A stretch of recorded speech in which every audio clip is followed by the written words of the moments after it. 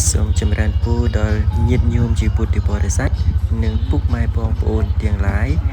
ដែលបានចូលមកទស្សនានៅវីដេអូនេះអាត្មាក៏អរគុណជាច្រើនតែបើសិនតែពុកម៉ែបងប្អូនពេញចិត្តនៅវីដេអូនេះសូមជួយ Subscribe Like នេះគឺជាទិដ្ឋភាពតាមដងផ្លូវឃើញសត្វកសាមួយយ៉ាងធំកំពុងតែរកចំណីប្រកបទៅដោយសមាអាជីវៈរបស់សត្វជាធម្មជាតិនេះគឺជាបឹងបួដ៏ធំធេងនៅកណ្ដាលព្រៃរនាមនៅកណ្ដាលព្រៃរនាមគឺពោពេញទៅដោយសត្វយ៉ាងកាចសាហាវហើយនិងសត្វបក្សាបក្សីជាច្រើនដែលកំពុងតែហើរឆ្វាត់នេះក៏បានធ្វើដំណើរបន្តបន្ទាប់ទៅទៀតទៅដល់នៅភូមិមួយដែលរស់នៅកណ្ដាលទឹកហើយចង់ដឹងថាតើពួកគាត់រស់នៅដោយបែបណាសូមពុកម៉ែបងប្អូនទស្សនាដោយសប្បាយនៅទំព័រនេះដែលមានស្ទឹងបែកជា3ដែលមានស្ទឹងបែកជា3ជ្រកហើយលោកម្ចាស់កំពុងតែគួយគន់និងថតចាប់យកទិដ្ឋភាពនៅតាមដងស្ទឹង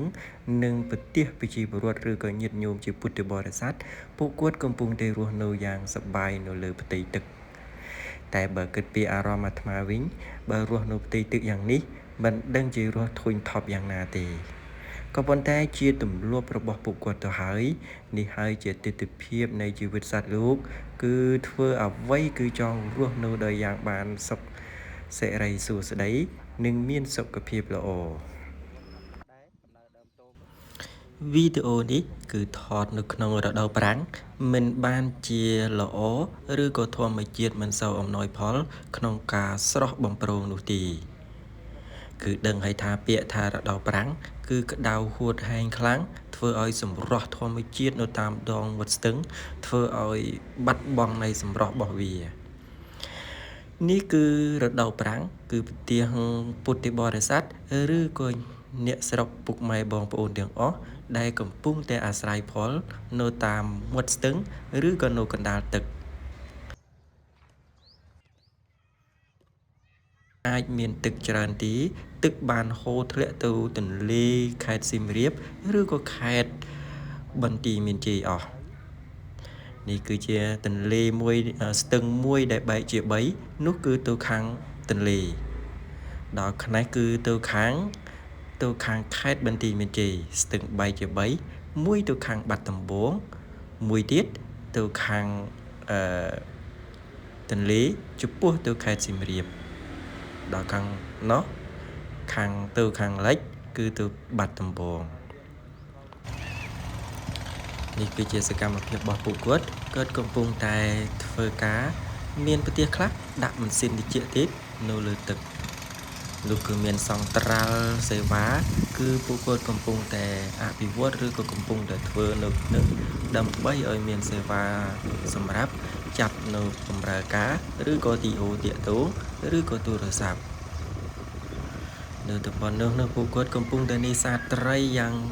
សកម្មនៅតាមដងស្ទឹងមានទាំងទូកសមាច់ហើយមានទាំងសពបែបយ៉ាងថែមទៀតនេះហើយជាស្ទឹងដែលបែកទៅខាងខេត្តបន្ទាយមានជ័យមួយខ្សែនេះគឺវែងណាស់ចូលទៅដល់នេះគឺញាតិញោមគាត់មនុស្សស្រីទេក៏ប៉ុន្តែគាត់ក៏ចេះចែវសមាច់នៅលើផ្ទៃទឹកបានយ៉ាងសប្បាយតែបើចំពោះរូបអាត្មាវិញប្រហែលជាចែវលិចទៅកើតនេះគឺបានមកដល់តំបន់ស្ទឹងនេះគឺជាស្ទឹងមួយដែលមានផ្លូវបែកជា3ដែលស្ថិតនៅភូមិបាក់ព្រាហើយក្រោយពីនេះគឺស្ថិតទៅដល់ទន្លេហើយក្រោយពីនេះ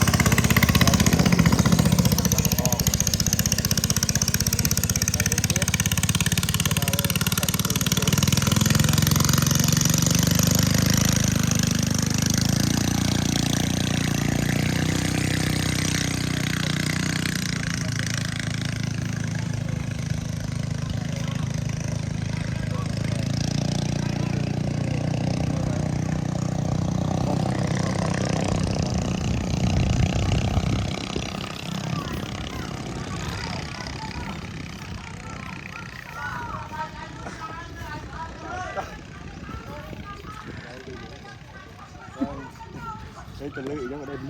ដាក់ដៃទីស្រែជួប ដែលមានប្រវត្តិមួយដែលលោកកុងប៊ុនជឿនគាត់និពន្ធពីរឿងស្នេហាពីស្រីអ្នកនេសាទរវាងភូមិបាក់ព្រាដែលសម័យដើមឡើយគឺលោកកុងប៊ុនជឿនគឺគាត់ស្ថិតនៅភូមិព្រែកលួងនៅខាងលើនោះក៏ប៉ុន្តែគាត់មានរឿងរ៉ាវស្នេហាមួយស្រីដែលនៅក្នុងភូមិបាក់ព្រាយើងនេះគាត់គឺជាអ្នកនិពន្ធឲ្យគេទេពីដើមគាត់ដែលបានឡើងទៅស្នាក់អាស្រ័យរៀននៅក្នុងខេត្តបាត់ដំបងហៅថាស្ថិតនៅក្នុងវត្តតាពីដើមហៅថាដែលគាត់បាននិពន្ធបទចម្រៀងជាច្រើននៅតាមហៅថាដងស្ទឹងសង្កែខែអត់លឹមអីហ្នឹងក៏សិតជាស្នាដៃរបស់លោកកុងប៊ុនជឿនអ្នកនិពន្ធដែរហើយដោយសារគាត់និពន្ធរឿងមួយគឺភូមិអ្នកនេសាទហ្នឹងឯងគឺដៅលើខេត្តបាត់នៅក្នុងភូមិបាក់ព្រាជួបអូខេ